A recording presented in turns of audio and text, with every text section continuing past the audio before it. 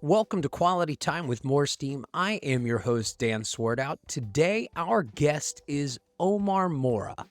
Omar is the business development manager for Costa Rica-based software and training firm Blackberry Cross, which Omar founded in 2004.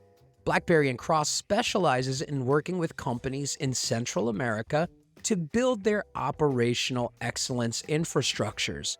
Omar is a certified Six Sigma black belt. He has a bachelor's degree and a master's degree in industrial engineering. He is a teacher, a consultant, a practitioner of continuous improvement and operational excellence. And as you'll see from the conversation here today, a really sharp, really smart guy with a lot of great insights into the world of continuous improvement. I'm really excited to bring you this conversation with Omar Mora. Today, we are lucky enough to be joined by Omar Mora of Blackberry Cross. Omar, welcome to the show. Thanks, Dan. I really appreciate the opportunity to be here. Thanks for the invitation. Do you remember some of your initial continuous improvement projects, some of the things you did initially in this space? Some of my first process improvement projects, well, if you're not ashamed by your first projects, you are, or you didn't have that level of experience. Some of my first projects were terrible, of course, because you need to gain experience. But the good thing is that that experience also is a good teacher, right? So one of my first projects were oriented toward understanding variability. So, and I know it's theoretical. So most engineers, we work with this concept of variability during our education, but I had the opportunity to develop specific applications to ease the work for some operators to get manufacturing signals using a statistical analysis. But the challenge was how we can how can we that was the question, how can we improve this process using a Mhm. statistics, but easily enough so that manufacturing operators can really understand it. And those were projects in which I had to challenge myself not only to use technical terms and technical things but develop something that was easy, something that it was designed for the customer. And those applications started to feel like, oh, well, this is something I like. Mhm. I like working with numbers. I like working with the statistics. And I suddenly realized that and that well, yeah, of course, because the statistics is a very inherent part of continuous improvement of in engineering. But now they're asking me about specific memorable projects. I have one that is one of my favorite ones because, again, this is probably at the end of the '90s, beginning of the 2000s, and I was Yeah. part of this project in which the manager called us and said, "We have this process in which the setup time take us almost 140, 300 minutes to change one machine and prepare the machine for the next job." So that's a lot of time, of course, a lot of waste, a lot of money. And well, you have to do something. And at that time, um, techniques like Kaizen quick changeover or what we call SMAT, single minutes exchange of die, were theoretical for me. Mhm. So this company gave me the opportunity to be part of a team that took that problem of 300, 240 minutes in average of setup time. And after a year, in which we, thanks to the persistent, determined, and I would say smart work from many people, we began with this staggering 240 minute setup time, and we slash it to under 3 minutes. You went from 240 minutes to 3 minutes? Yeah, yeah, we achieved what I call F1 pit crew efficiency. Like the boxes and the no, and the F1. I mean, I've never been a racer, I mean, and I'm never gonna be, I mean, like, one of these guys in the F1 formula, but it's the closer I can be. And so it's this opportunity this continuous improvement can give you because, it was so hard to believe for managers that the process was audited and audited to see, "Okay, well, so you're doing probably something wrong." I mean, it's 1 year. Is this transformative process of step by steps, what we normally teach in continuous improvement. It won't happen from one day to the other, But if you're consistent enough and you have methodology and you have the right skills and the right people with the right training, you are going to be able to do amazing things. That was the first time that I was able to take a look back 1 year back and say, wow, 240 minutes and now under 3 minutes. It was amazing. I mean, of course, lots of people involved, lots of people happy and excited to be part of that private victory.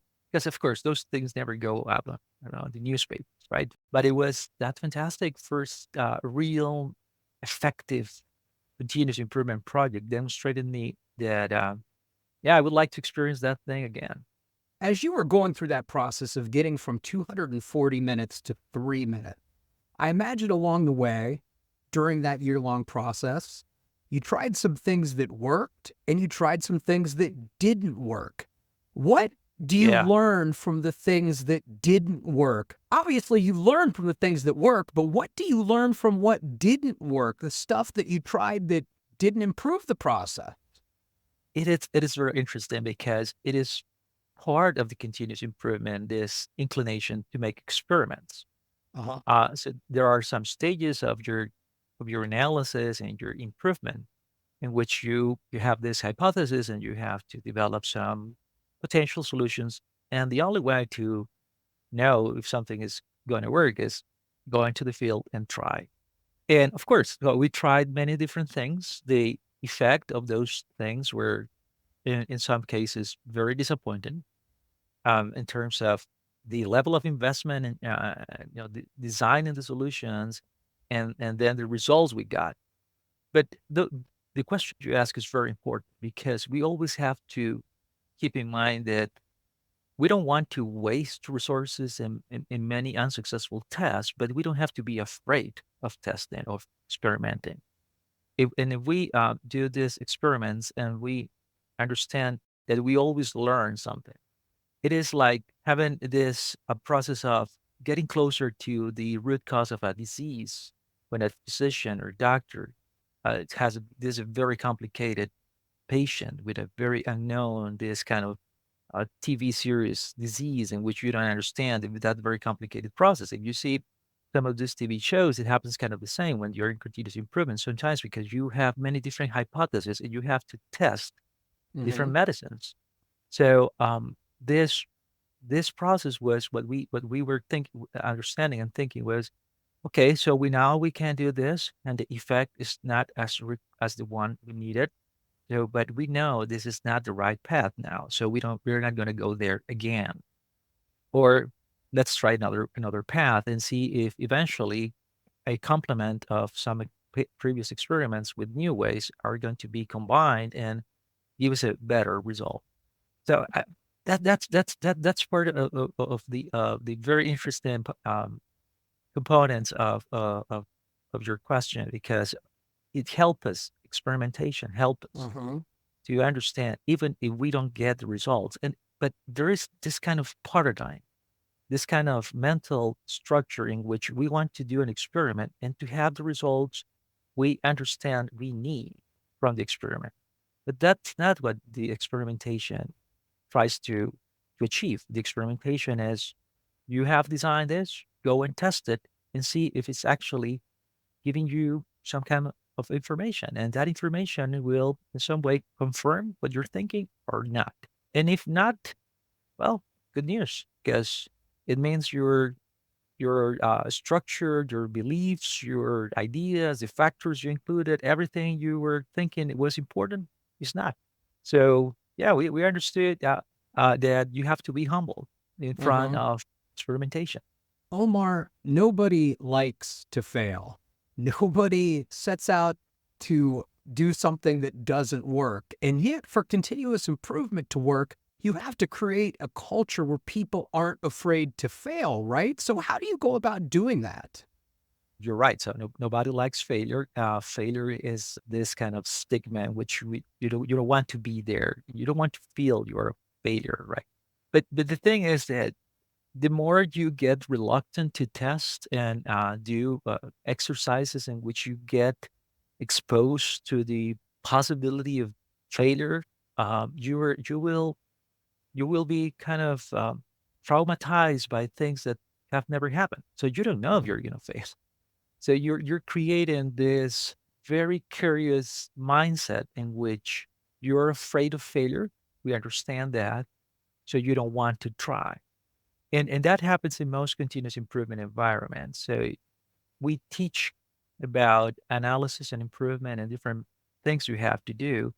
But when the when the professionals come to the point in which they have to test, they want to make sure whatever the hypothesis they have, they have to test, they are going to develop the right test so it won't fail. And it will demonstrate the managers that, yeah, they were right since the beginning. So your question take us to, I'm sorry, maybe this is very cliche, but it all starts with top management. I mean, if I'm afraid to go and as a technical engineer, as a person working in continuous improvement on the field, I'm afraid to tell my manager, we did a couple of tests and those failed, but we learned this and this and this. But we understand that our culture does not receive that kind of learning from testing, from experimentation as important, but as something that we reject. Of course, the next time that I had an opportunity to try, I won't do it. I won't try to go and do experiments that probably will fail. The managers have to inspire and give us that level of confidence of, Hmm. okay, so you don't have an unlimited budget. You have to understand that as an engineer. Sometimes engineers, we don't take into account budgets, right? So we would like to do these crazy explosive things and break stuff and see what happens. But there is a budget. So with that guidance from management of, okay, we have some limitations. So you, as a manager, I expect that you tell me those limitations, but also give me the freedom to try and let me tell you what I've been trying and what I've been learning. So it all starts with management, and those managers, as part of our operational excellence and continuous improvement practices, can give us some coaching and foster that innovation and remove that fear. I mean, William Edwards Deming was very clear many decades ago. You have to get rid of fear. So you have fear, and things are not going to work. So a very open mindset to remove fear, be open and experimentation. That's how you start. Omar, I think it's interesting you talking about that. And then earlier, you talking about some of your initial continuous improvement projects and how maybe looking back, you're not as proud of them now as you maybe were at the time. You obviously learned that and had that confidence to continue moving forward, even if it didn't work out as you necessarily wanted to. And that's a big part of continuous improvement. If somebody is really starting continuous improvement, process improvement, operational excellence, what are some things they can do initially, day one, to help them on that journey? Day one. Well, let's be pragmatic. The first thing you need is to have an unstoppable wish, unstoppable desire to improve. I Mhm. mean, it sounds very redundant, but improvement is not something imposed. It's something that you are actually looking for. And here there is I would like to mention this because I have some friends that came in the past to me, and after many years of working in the field, working in continuous improvement, this guy approached me. He's a very smart guy. He's working right now. This time he's working in California, and he was very conflicted because he came and said, "Omar, I would like to share something with you. I've been doing this for years. I have this idea that I have not improved anything in my life. I mean, working in manufacturing Wow. or any other kind of company." And I said, "Well, what are you talking about, man? You have like 30 years working in continuous improvement. How is that possible?" And he said, "Well, one of the things that I have realized," and I'm paraphrasing him, but it was a very important moment for me. He said, "One of the things is that the things that I have improved are not things that we realized were needed to be improved. We're actually more remediation thing. So something was working fine, and then the level of performance was reduced, and now we have to take that process and take it back to where it was. So is that improvement? I mean, if something is, it is not the best definition of improvement. So improvement is moving from one point to the other point, from point A to point B, but moving forward. I'm moving backward and now moving to where I was. Mhm. And so, how to start? He was. I mean, if we had to start all over again, I will start with this. And again, I'm paraphrasing him. With all this perspective, we need to be eager to look for improvement, not only to restore things to its previous stage. And we are looking sometimes at continuous improvement as restoration. No, no, no, no. This is about really getting better. And I don't know if I've been able to inculcate that idea into our culture, because I feel like this company, or the companies in which I've been working, have been looking at continuous improvement as go and fix some problems. But most of those problems were not improvement. So with that, Dan, what I'm saying is probably my idea for people starting in continuous improvement is to get clear that continuous improvement will help you solve problems. I mean, Uh-huh. we are problem solvers by nature when we work in continuous improvement, but you have to have this conviction, this strong idea, mentality that you want to move forward. You want to go to the next step, not to maintain things or restore things. There's nothing wrong with maintenance, but we are in improvement to create this mentality of competitiveness, of getting to the next stage. So if you don't have that mentality, you're going what you're going to see in continuous improvement is just firefighting, Mm. and that's not the point. And then what you see in many companies is I don't have time to improve because I have so many problems and those problems are firefighting. So that's for me the first stage. It's a very very basic mentality point. But then if you want to get pragmatic, because we have to go into the action, Mhm. um, there are many different things probably, but you have to have a good team. I mean, the continuous improvement is a good team. Maybe your company is so small and you have just 2 or 3 employees. So make sure that those team members are trained. They know how to improve. Improvement is not inherent to all of us. I mean, we know how to improve. We want to improve, but to make improvement a systematic behavior or a systematic approach requires training.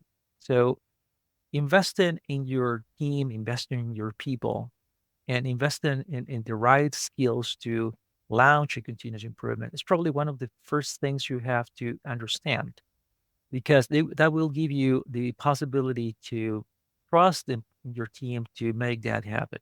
I would say that those two things, the right mentality, uh, and having a great team, are key factors to start from day one. Investing in your team, investing in your people, and investing in the right skills. More Steam can help with that. This sounds like a good time for a commercial break.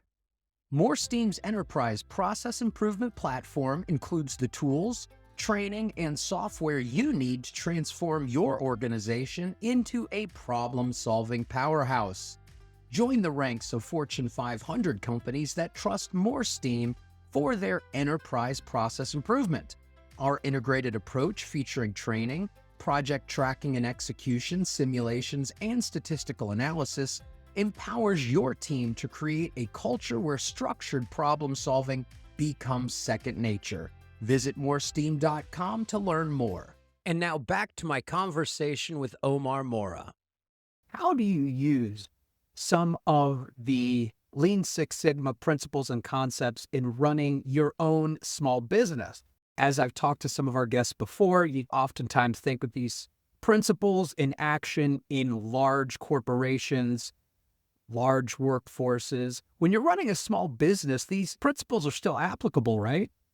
Oh, absolutely. And and it's the best example you can try to give them, and you can teach by example. And of course, there are many challenges in trying to use all the continuous improvement principles and ideas and practices, methodologies in a small business, because at the end it will be also a thing of proportion.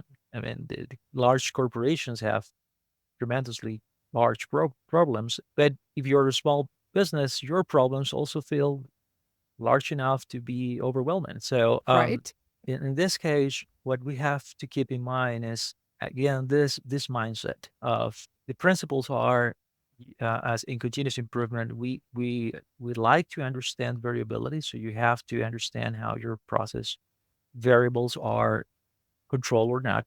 It doesn't matter if you are a 100,000 people company or just 10 people company. So your process will have variation. So Mhm. you understand that variation. So if you have that understanding and you are committed to understand that variation, the variation will always happen. But if you have the right mentality and using the continuous improvement, the quality engineering and continuous improvement principles, you will be able to tackle some of those negative effects of that variability when those happen. And the other principle that we have to keep in mind is that we all have in our companies waste. We all have some practices that lead us to underutilize resources or just to waste resources.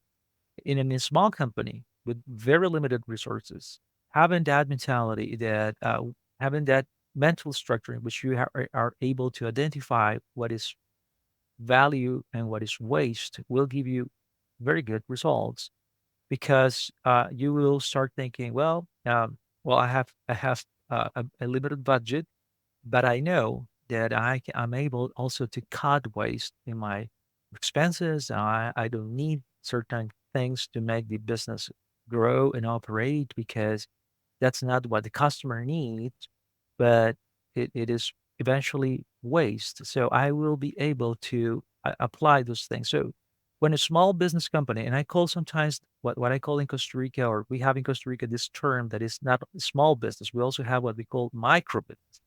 Mm. So, right, that is because the difference maybe between US and Costa Rica in terms of what is a small might be very different. So, micro businesses, let's say from solopreneurs to, I mean, like 4 or 5 people companies, they say, well, they think sometimes, well, all this Lean Six Sigma operational excellence thing. No, that's not for us. I mean, that's for very, very large corporations or mid-sized corporations. No, the mentality is for all of us. I mean, we all have variability, we all have waste, and probably you won't have the sophistication in terms of the systems or the software that is needed for a large company, but you will have the practices.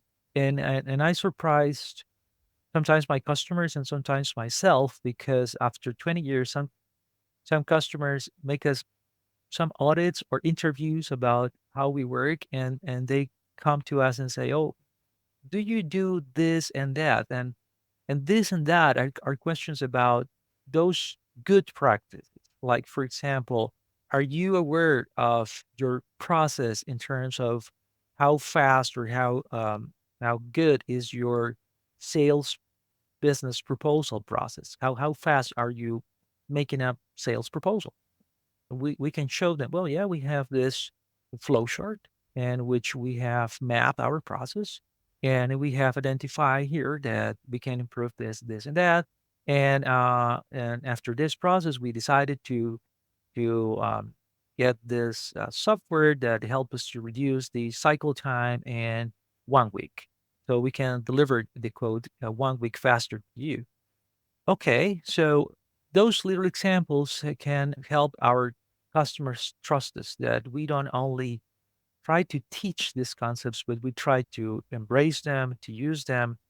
And of course, one of those things that we have to keep in mind is that most of the time, you again have to be open to the possibility that you that are in this area that constantly are evangelizing about the importance of continuous improvement, your company, your small company, will be exposed to failure.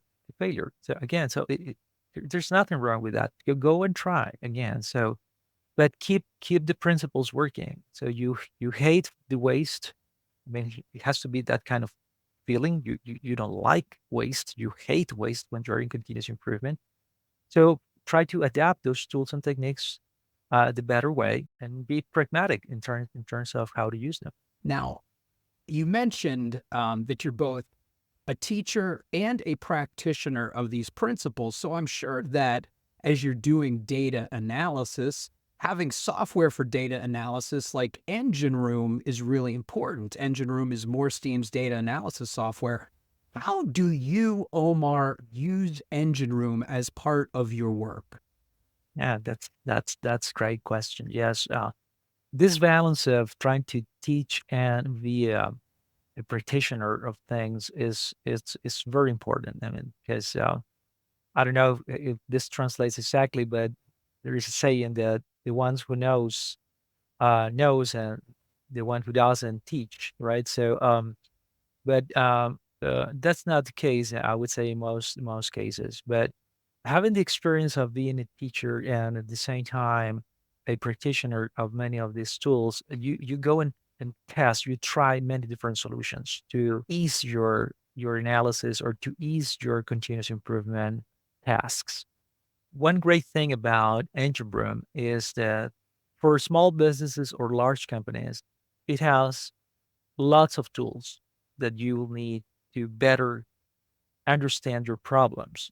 EngineRoom has this great opportunity for small businesses and large companies to access the statistical tools you need to better understand variability, from very simple visualization tools like graphs and charts, plots, to more sophisticated tools like design of experiments and stochastic analysis like simulation, or Monte Carlo analysis, or discrete simulation, or even in our most recent version of Engine Room, we have an algorithm for machine learning for classification and regression trees. So it's this very, very comprehensive set of tools that if you have a simple problem, you can go and use simple tools, or if you have more sophisticated and complex problems, you can go and also use those tools. So the way in which we use that software, Engine is a way in which we try to teach our customers and friends, don't be afraid of a software that includes all these kind of tools, because it could be very powerful, and at the same time you'll see is very affordable, and something that probably sounds like a commercial or something. But again, I'm thinking about your previous questions about how business companies, small business companies, can use this kind of tools and principles. Well, Angel Room has come to us in terms of teaching us that, of course, there are many different tools in the market that helps you to make analysis. Great tools, very sophisticated tools, very expensive tools. And with Engine Room, we started to get this very pragmatic idea of, you don't need to spend a lot of money to get great results in your analysis, because you have this easy to use, affordable piece of software, very well designed, that will give you exactly what you need. And allow me to add to that point. Another great thing about EngineRoom is that most people think, oh, this in continuous improvement, it will be all about statistical analysis. Most of the time, it's not. Sometimes, or in many cases, would we need non-statistical analysis tools like process diagramming tools, or you need something to do your brainstorming, or tools to make your FMEA, or to have a form to collect data about your project stakeholders. With Engine Room, all companies from all sizes can have all those forms at the same time. And we also understood that, oh, wait a minute. So we were used to have this statistical analysis tool for one thing, the other tool or software to create forms, and software to create diagramming. Okay, so we have different solutions. And of course, all those solutions are very good software. But Now we can have all those things, process diagramming, statistical analysis tools, and simulation at the same time with EngineRoom. And we use it to understand our processes. I mean, it's simple enough from a small company or to help our customers to understand more complex processes. You had mentioned earlier on that in a culture of operational excellence and continuous improvement, you have to hate waste. So if you're spending all sorts of extra money on some other tool, isn't that a form of waste right there? Yeah, of course. Yeah. The hate weight. Yeah, that you have to establish an enemy on all this story, right? So you have to set who the enemy is. And I mean, if you don't hate waste, why are you here? I mean, in continuous improvement, you have to have this enemy in your target. And so with software licensing, what a great opportunity for continuous improvement projects because it's not the typical area in which we train our engineers. I mean, IT engineers are not the typical audience for continuous improvement training. And our continuous improvement specialists, let's say black belts, green belts, they don't think about IT as a land of opportunities for cost reduction and waste Mhm. reduction. But if you go into the land of IT and take a look at this very specific part of the task they do, which is software licensing, it is a vast land of opportunity for cost reduction.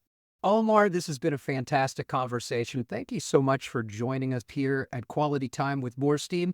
Where can we find more about you and more about Blackberry and Cross? Well, Dan, it's also been a pleasure. Thanks for having me here. Yeah, but I really enjoyed talking to you and sharing ideas about continuous improvement and all the great things that Morris Team and BlackBerry and Cross can do for our customers. Of course, we have our website is www.blackberrycross.com, and that's the best way to contact. So if you have a continuous improvement or quality engineering project or ideas to develop here in Central America, Latin America, well, just give us a call. And if you're afraid to give us a call, I mean, just send us an email. Omar Mora, thank you so much. And I hope you'll join us again sometime soon. And thank you for listening to Quality Time with More Steam. You can email the show at qualitytime@moresteam.com. And if you enjoyed the show, please leave a rating or review on your favorite podcast service. Also, please go ahead and visit our website, moresteam.com, to learn about the software and tools that can help you solve problems, eliminate waste, and do things better. We'll be back in 2 weeks with more Quality Time with More Steam. Thanks again.